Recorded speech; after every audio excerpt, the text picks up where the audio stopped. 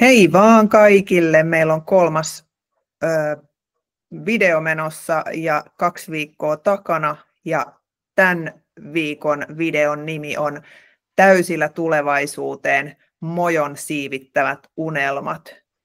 Ja kerrotaan tietysti, että miksi tämä nimi, mutta me ollaan jo yhtä unelmaa lähempänä, mitä oltiin 2 viikkoa sitten. Se on kyllä totta, joo.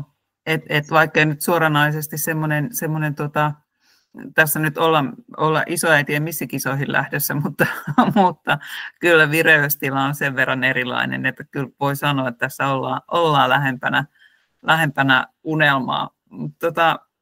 Miten sun viikko on mennyt?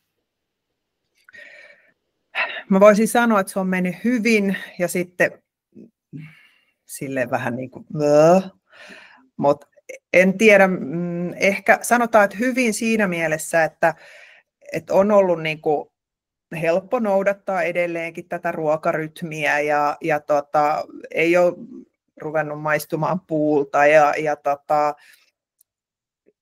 on ollut energinen omalla tavallaan, mutta mulla on ollut tosi paljon tekemistä, siis sellaisia vähän yllättäviä tilanteita ja sitten se ei ole vielä niin takaraivossa se, että mulla pitäisi olla aina ne vedet mukana ja eväät ja jotain, mitä mä äkkiä nappaan, niin mä oon sitten lähtenyt jonnekin ja mä oon ollut aivan tyhjin käsin.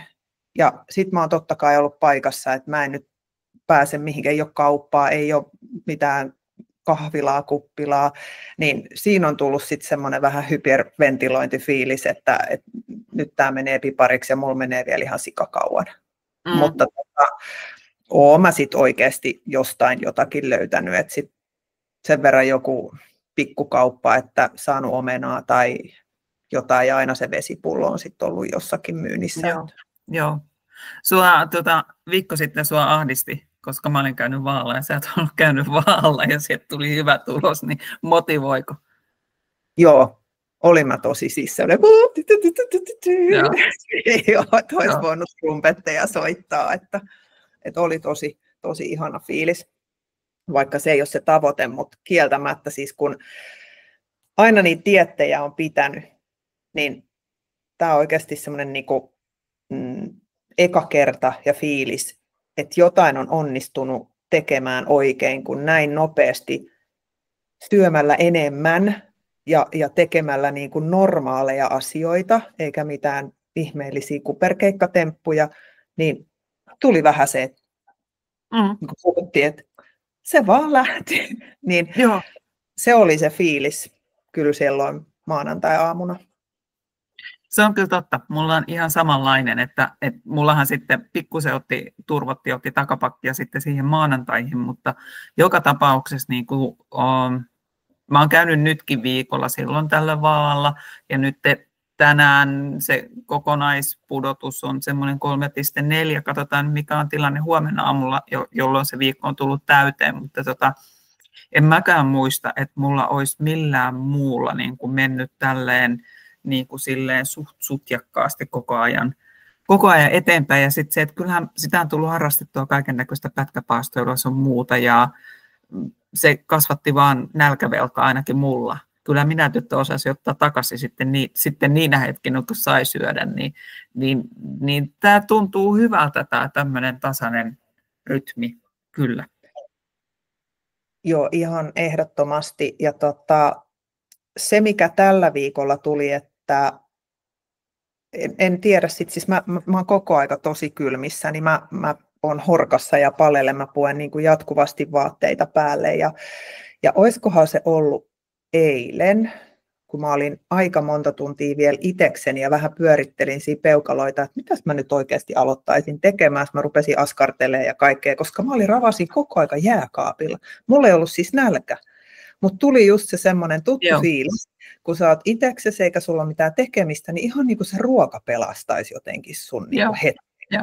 Mä menin 100 kertaa avaamaan sen jääkaapin oveen ja sitten mä niin kuin mitä hittoa mä tästä teen, koska mulla ei ole nälkä eikä mulla ole jano, että mä vaan tuijottelen. Ja sitten taas mä lähdin pois ja jostain syystä mä jälleen kerran huomasin itseni siellä roikkumassa siinä jääkaapin oven kanssa, mutta ei mulla siis ollut sellainen tunne, että mä täältä niinku salaa huijaan jotain suuhun. Mä oon siis tehnyt joskus aikaisemmissa dieteissä, että huijaan. Mutta joo, sit mä rupesin tekemään kaikkea sellaista, mikä on ollut rästissä, mitä mä oon ajatellut, että mä nyt vähän askartelen sitä ja teen tätä, niin kuin sellaiseen kyllä jakso sitten keskittyy ja se unohtui onneksi se syöminen. Ainut on oikeastaan tällä viikolla semmoinen, niin kun näen kaupassa laskiaispullia, niin, ja mä yleensä tähän aikaan niin kun mä tykkään syödä laskiaispullia, siinä oli vähän semmoinen pienoinen semmoinen, mutta sekin oli semmoinen ihan niin kuin ohikiitävä, että tosi vähän on ollut mitään semmoisia mielitekoja. No vähän nyt ehkä voisi sanoa, että niin kuin pinaatti ja punakaali ja parsa ehkä pikkusen silleen niin kuin alkoi jo vähän sillä, että nyt settiin vähän jotain muuta, mutta se on tietysti omista valinnoista kiinni, että kyllähän sieltä reseptejä kuitenkin löytyy ja ruoka-aineita löytyy. Mutta, ja sitten se täytyy sanoa, että ei ole semmoinen niin euforinen tunne kuin oli ehkä niin kuin viime viikolla, mutta kyllä sitä voimaa ja sitä energisyyttä on ihan selvästi enemmän. Sen mä huomasin kanssa, kun mä kävin keskiviikkona puolen päivän maissa tekemässä salitreenin ja mä olin niin voimaa täynnä ja kuule, pistin menemään oikein kunnon treenit ja olin sitten aika kipeä 2-3 päivää, mutta se oli semmoinen jännä, että siinä tuli oikein semmoinen, että minähän jaksa vaikka mitä. Ja mä jaksoin. Se oli aika hauskaa. Nimittäin mulla on ollut pitkä tauko salitreeneissä nyt tuossa loppuvuodesta, mutta joo. Anno, noin sitä pitää. Kyllä. Mä oon liikkunut itse asiassa kyllä hyvin ahkerasti. Ja sitten mä käyn lauantai-aamuisin avannossa, että se on tietysti niin kuin näillä kylmemmillä leveysasteilla sit tuo semmoisen oman lisän, että sehän kanssa niin kuin edesauttaa sit sitä, tai niin sen ainakin pitäisi edesauttaa sitä rasvan polttoa, koska ihon alla olevan ruskean rasvan pitäisi lisääntymään silloin, kun siellä viettelee aikaa tuolla +2 asteessa. Joo. Toi vesihomma on sellainen, että siihenhän mä nyt tosiaan olen kanssa hurahtanut täällä. Toi uima-allas lämpötila on nyt 9 astetta, eli siitä se ei taida nyt alemmas mennäkään. Ja mä oon nyt aina sen aamukävelyn päätteeksi kanssa sinne pulahtanut. Ja tuosta treenaamisesta, niin jo mulla on ne aamukävelyt, että mä käyn sen sykkeen nostamassa. Syön kyllä ensin sen aamupalan ja sitten mä lähden kävelemään, koska tässä ohjeissahan oli se, että älä lähde tyhjällä vatsalla treenaamaan, plus sitten se, että syö puolen tunnin sisällä heräämisestä. Sehän on vähän niin kuin pakko, 2 syytä.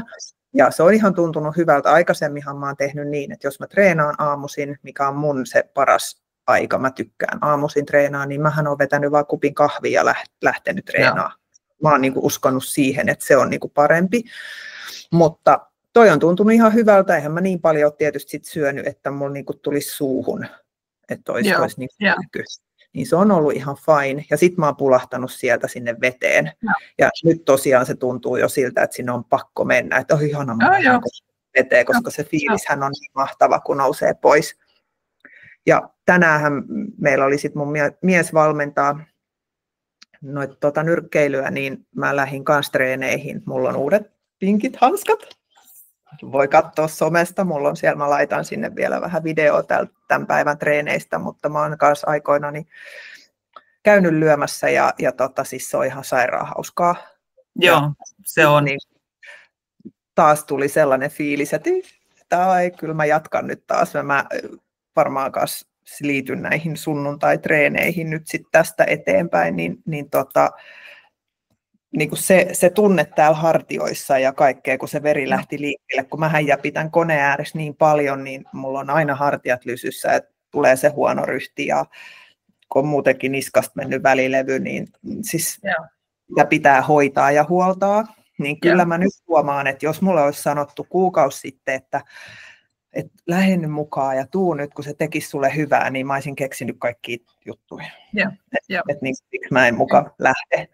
Mutta nyt mulla ei oikeasti ollut mitään sellaista, ja just se, että on niin energinen fiilis ja semmoinen hyvä olla, niin voi niin kuin astua sen yhden askeleen eteenpäin. Ja se, että kun sehän on mun unelma olla paremmassa kunnossa. Kyllä.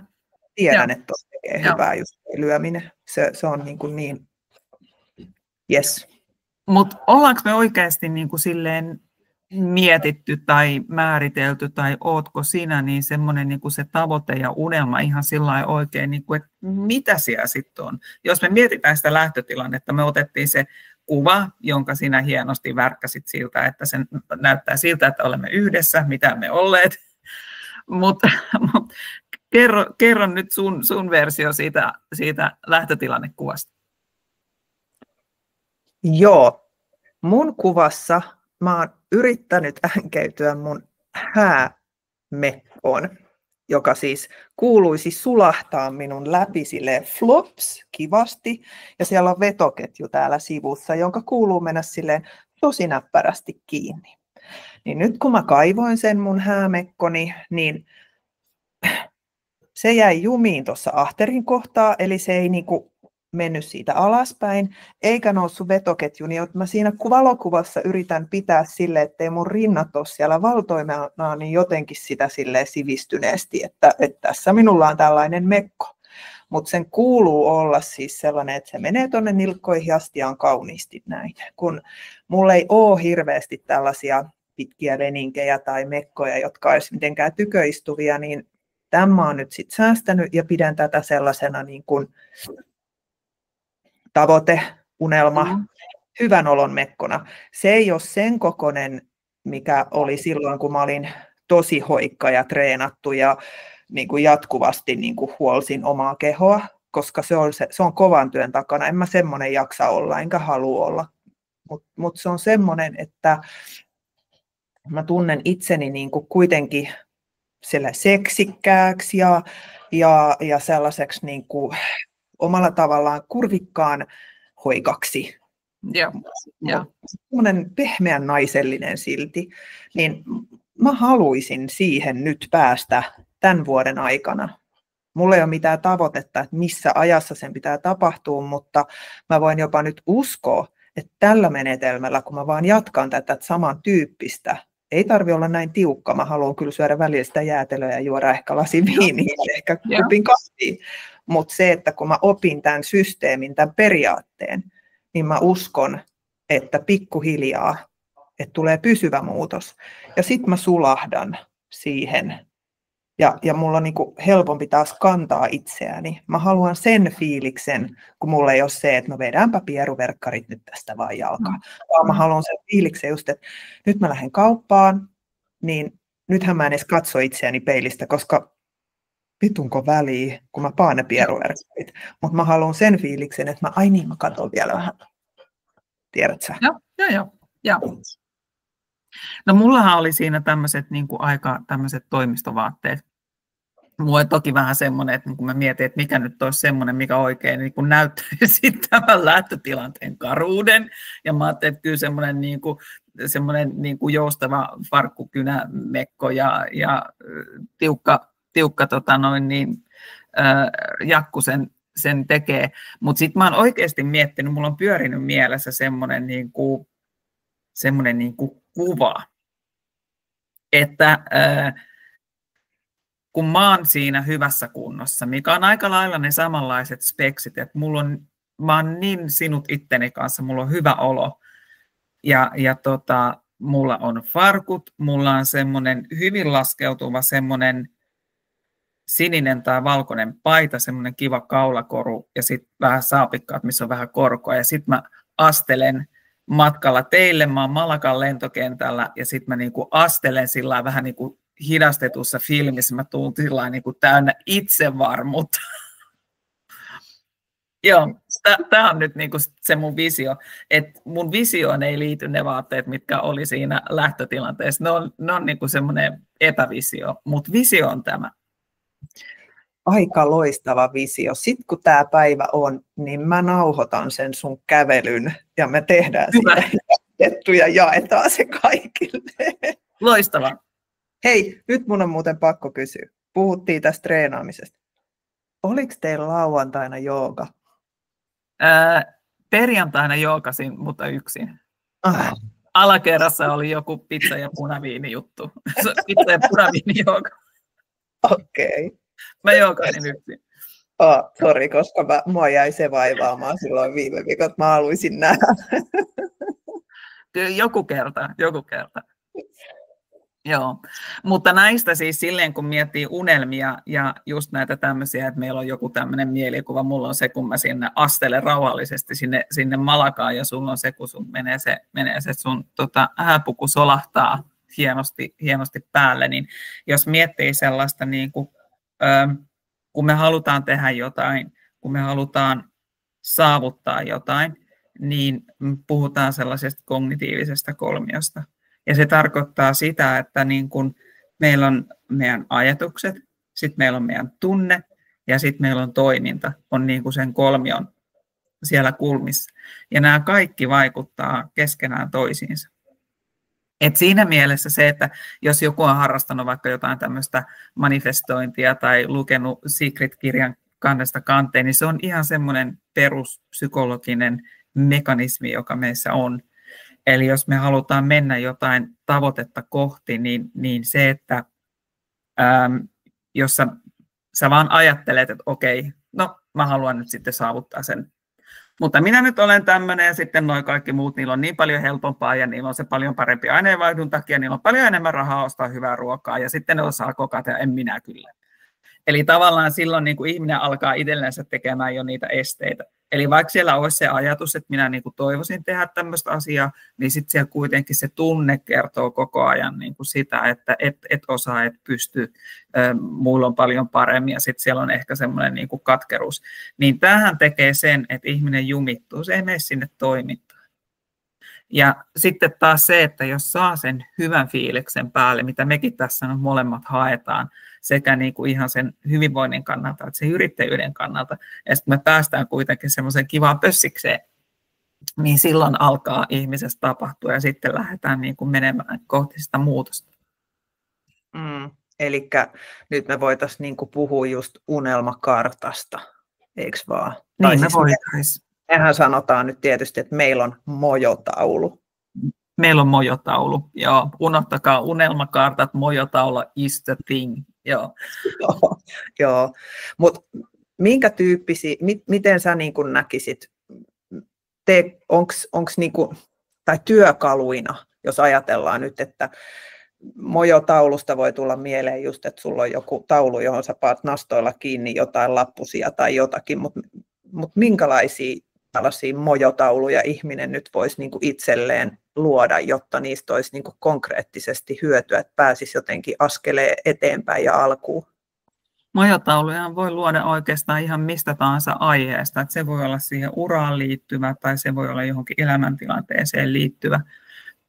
Niin sille ei ole oikeastaan rajoja. Ja sitten tavallaan se, että miksi tehdään tämmöisiä mojotauluja tai unelmakarttoja, niin siinä on just se, että niin kuin mä kerroin tuosta esimerkistä, että tavallaan kaikki hirttää vastaan, vaikka haluaisi mitä, niin silloin kun sä lähdet visualisoimaan sitä, niin sulle tulee siinä mukaan se tunne.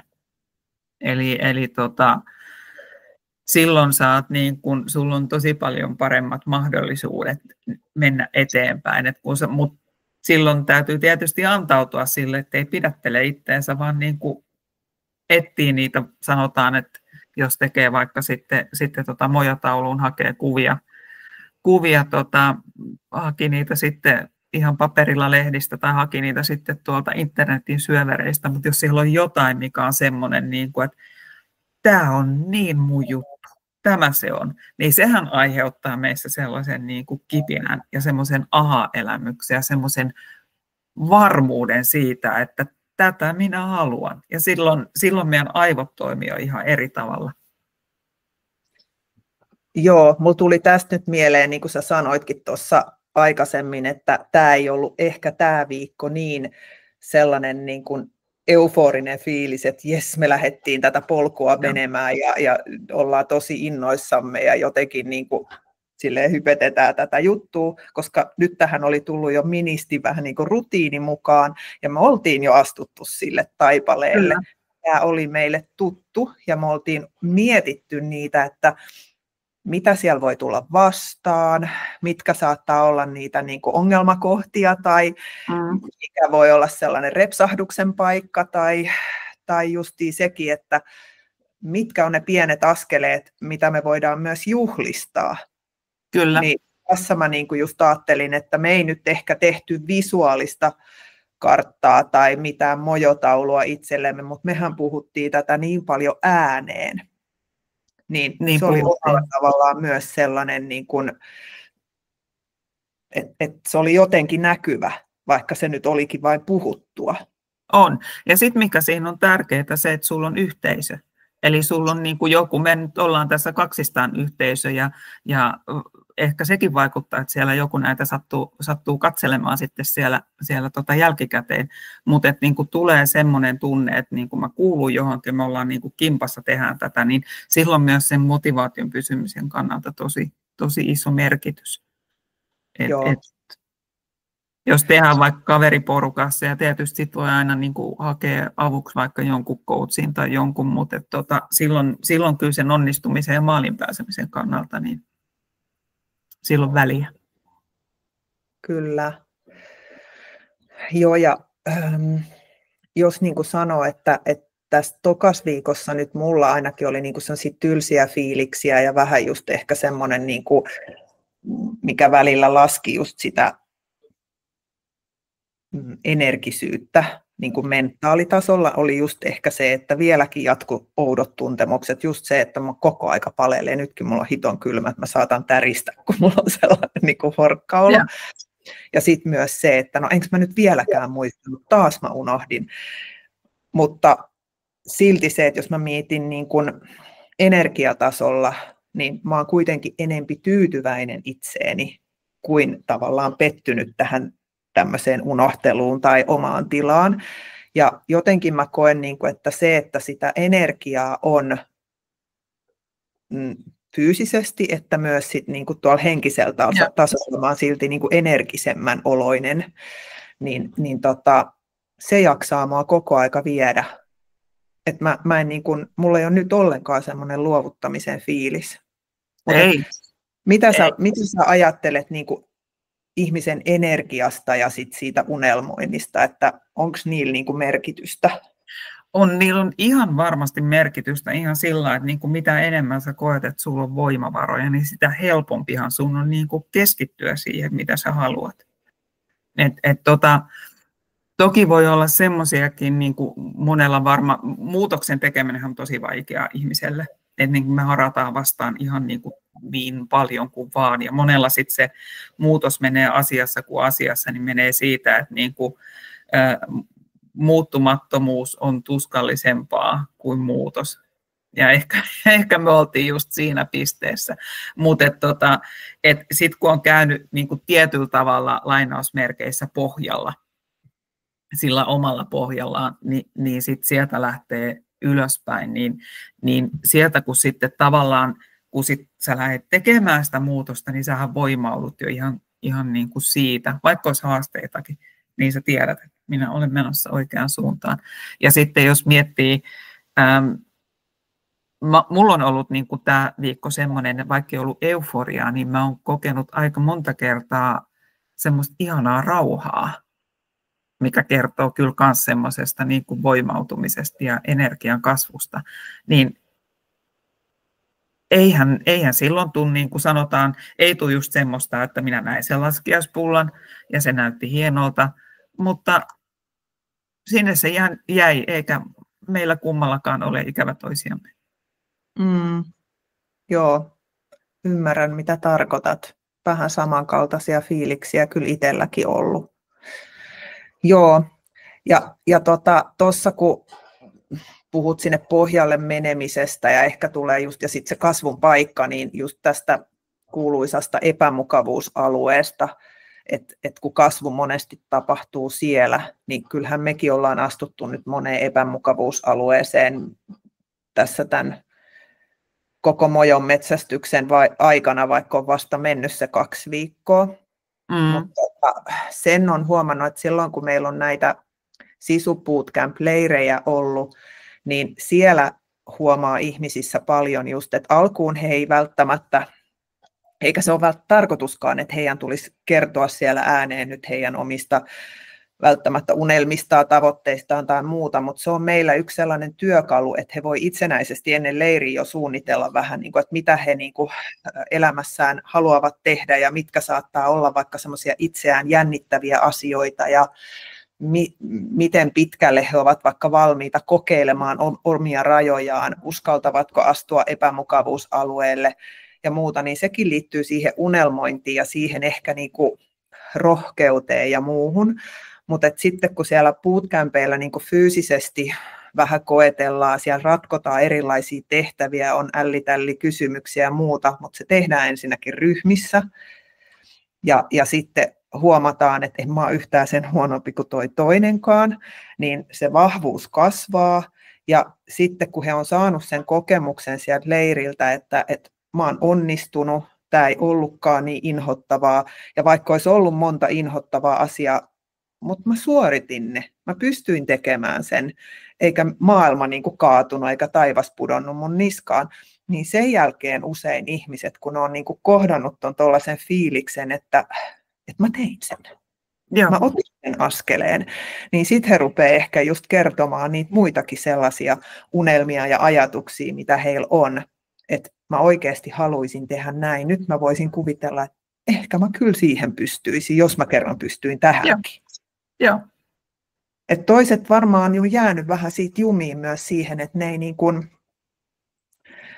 ei myöskään niin kuin ota niitä askelia siellä omassa mojotaulussaan. Joo, se vaatii henkistä voimaa ja sittenhän siinä on epämukavuusalueessakin on semmoinen, että silloin kun sä menet sinne sopivasti ja sä oot niin kuin riittävästi voimissaan menemään epämukavuusalueelle, silloin se kasvattaa.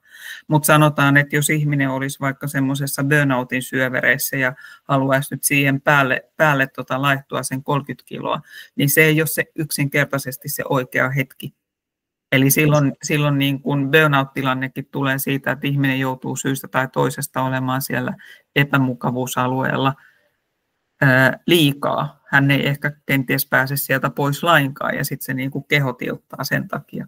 Niin siinä mielessä sillä energiatasolla ja sitten sillä että niin kuin on potkua ottaa niitä ensimmäisiä askeleita, niin silloin on valtavan iso merkitys. Ja sitten tietysti sekin, että kun ne ensimmäiset askeleet on riittävän pieniä, niin kuin teilläkin on bootcampilla se, että niin kuin porukka tekee yhdessä, että sinne ketään ei paineisteta silleen, että nyt sun pitää näyttää, ja sitten jos sä et onnistu, niin sä oot huono.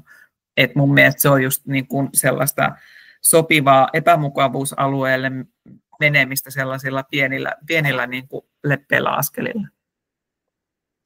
Joo, ja tässä mun mielestä yksi tärkeä juttu, että enhän mä olisi tähän varmasti yksin lähtenyt tällä sykkeellä, mutta kun sä lähit mun kanssa, me tehdään tätä nyt niin kuin kimpassa. Joo, ja varmuuden vuoksi vielä julkisesti. Niin, siinä on se tietty paine. Mutta mekin ollaan mekin ollaan tässä kuitenkin niin kuin sitten kimpassa siinäkin, niin se on hyvä asia.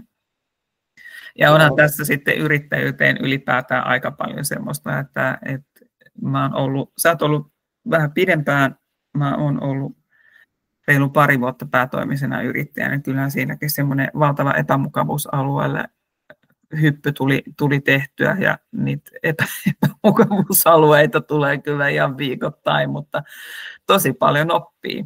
Ja sitten siihen myös toisaalta, jos kääntää, niin siihen tarvii sitä, että on oikeasti itse hyvässä kunnossa.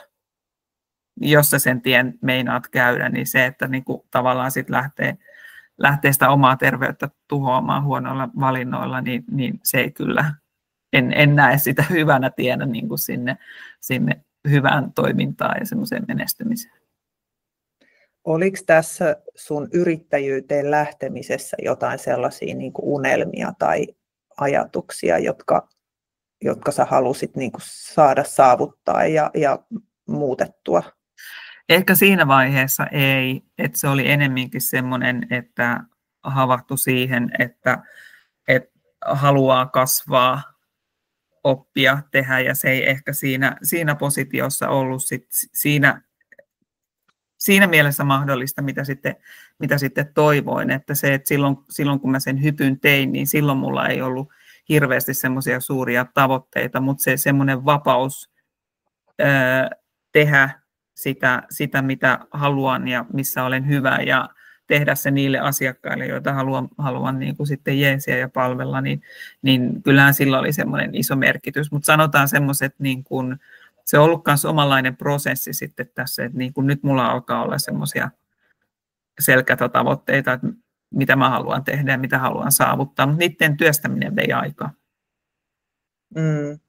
Joo, kun mä justiin mietin niitä semmoisia omia unelmia, mitä on ollut, että ne, jotka mä oon ihan oikeasti saavuttanut, niin mikä siinä on niin kuin erona niihin, mitkä ei ole sit koskaan ikään kuin edes lähtenyt liikkeelle tai mä en ole saanut saatettua niitä loppuun asti, niin kyllä ne melkein on just sitä, että se täytyy pureskella niin kuin riittävästi. Että se, että jos mä vaan unelmoin, niin kuin, että no joo, mä haluan olla joskus miljonääri, mutta mä en niin kuin sen kummemmin mieti, että no haluun, niin se, että miten mä pääsen sitä kohti, niin jos niitä lähtee niin kuin miettimään, niin kyllä kaikki ne sellaiset mun unelmat, niin ne on vaatinut sen, että mä pohdin erilaisia variaatioita ja versioita ja otan niin kuin huomioon, että mitä kaikkea voi matkan varrella sattua ja konkreettisesti jopa just kirjoitan ylös tai vähän laskeskelen juttuja, jos siihen liittyy vaikka jotenkin talous tai että mä tutkin sitä asiaa, että onko tämä mahdollista tai muuta tämmöistä. Ja sitten se, että seuraavaksi kun mä oon sitä riittävästi itsekseni pyöritellyt, niin ne on sellaisia, jotka mä sanon sit ääneen. Joo. Ja sitten mä rupean niin kuin näkemään niitä ja sitten niitä muitakin polkuja. Mutta se voi olla näinkin tai se voi olla näinkin. Ja sitten se niin kuin aukeaa 1-2 edessä ihan eri tavalla. Ja se on helpompi lähteä sitä kohti. Sä olet toimintatyyliltäsi aika päinvastainen kuin minä. Ja mullahan on sitten semmoinen 100 ideaa. Ja sitten se, että se mun on sitten enemmän se, että niinku, kun niitä on ja tulee ja ryöppyä, niin sitten se, että mä osaan lähteä fokusoimaan.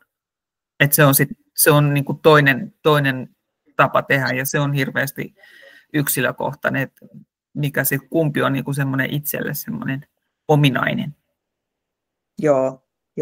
Ja sitten se, mitä kuulee, varmaan itsekin sanoo ihmisille, tai ehkä mä en enää niin paljon sano, kun mä vaan niin kuin mieluummin kannustan ihmisiä, mutta mä kuulen muilta sellaista etenkin aikaisemmin, että vitsi, että kyllä sä oot rohkea, kun sä lähdit niin kuin tekemään tuommoista, tai miten uskalsit, tai kyllä mäkin sit joskus, tai jotain tämmöistä.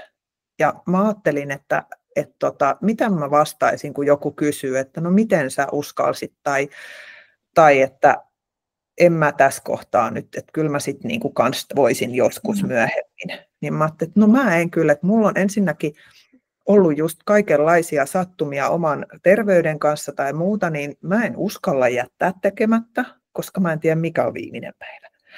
Ja sitten se, että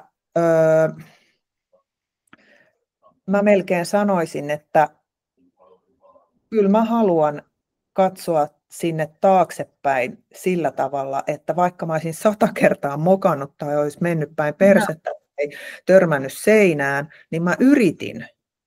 Joo. Ja sit mä en ole niin kuin pettynyt itseäni. Mä oon kaikkein eniten pettynyt aina silloin, kun mä oon vain jossitellut ja mä en ole kokeillut sitä asiaa. Siitä mä niin kuin koen itsessäni semmoista niin kuin pettymystä ja morkkista. Et jotenkin mä aina sanon, että mene kokeile. Mitä sitten, jos ei se onnistu?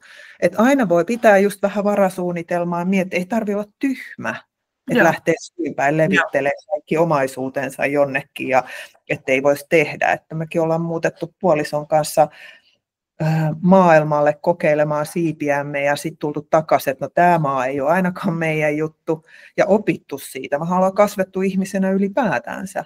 Mutta se, että me niin kuin mietittiin, että millä tavoin tämä on mahdollista ja mennäänkö vai eikö mennä? Toteutetaanko unelma? No totta helvetissä. Ja mennään. Niin mä oon niin itsessäni siitä paljon ylpeämpi, vaikka sitten oli monta asiaa. Että niin kuin, että niin kuin, olipa tyhmä tai jotakin. Mutta silti se on ollut niin kuin kasvupolkuna paljon parempi minun mielestä. Joo, ja toi on varmaan just se tietynlainen semmoinen yrittäjäspiritin ydin. Ja kyllähän jos mä itseänikin ajattelen, niin oli just henkisesti semmoisessa tilanteessa, että muutos alkoi olla helpompaa kuin muuttumattomuus.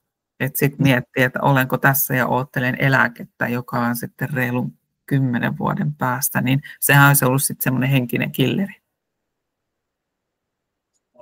Nyt kun puhuit tuosta 10 vuodesta, niin mulla on kyllä tullut viime aikoina semmoinen, että kun on 50 plus, niin on vähän sellainen, että Herran Jumala, eihän tässä nyt enää oikeasti ole niin hirveästi aikaa, vaikka tavallaan ajattelee, että niin paljon vielä eläkeikää. Kun nyt on tullut paljon sellaisia juttuja, että tätä haluaisi tehdä ja tätä haluaisi tehdä, niin sitten on sellainen, että ei jumakaup, mä ehi. Joo. On niin kuin muuttunut. Onko tämä myös joku ikääntymisen merkki vai mikä juttu tämä nyt on? Mutta mä luulen, että se on, Annukka, ihan fysiologinen tosiasia. Että joo. Mutta toisaalta kyllä me vielä ehditään tehdä tosi paljon. Mutta kyllä niin kuin en kiellä, että kyllä se semmoinen samanlainen ajatusmaailma on välillä pyörinyt. Mutta yrittäjänähän se joudut aina tekemään just näitä tällaisia konkreettisia suunnitelmia, on niin kuin lyhyemmän ja pidemmän aikavälin juttuja, mutta kyllä mä sanoisin, että kyllähän se helpottaa jokaista ihmistä, jos purkaa vähän niin kuin niitä tavoitteita sitten niin kuin aikajaksoille. Että mikä se mun joku unelma on tuossa nyt tässä puolen vuoden sisällä tai vuoden ja 3 ja 5, mitä se ikinä onkaan, että helpottaa, ettei se jää kelpomaan. Joo, muuten se, siis unelmoijia on erilaisia, ja sitten semmoinen niin kuin päiväunelmoija on semmoinen, joka ei koskaan tee niitä suunnitelmia ja niin kuin mene sitä kohti. Niin sit voi olla semmoinen, joka miettii, katsoo vaan taaksepäin, että aikaisemmin kaikki oli aina paremmin ja silloin oli hienoa. Ja kyllä se, mistä se potku löytyy, niin se on just se, että siellä on se ajatustunne toiminta ja sitten lähdetään tekemään. Mutta hei, tämä oli syvällinen keskustelu. Vedetään nyt tämä niin napakasti yhteen. Mä kysyn sulta yhden kysymyksen. Mikä oli paras ruoka, mitä sä oot viime viikolla syönyt? Parsakaali ja siihen sikana chiliä ja valkosipulia. Sori, se oli musta paras. Tämä oli siinä yrttejäkin. Mä en tiedä, mä tykkäsin. Se oli sikana. Teen taas uudestaan.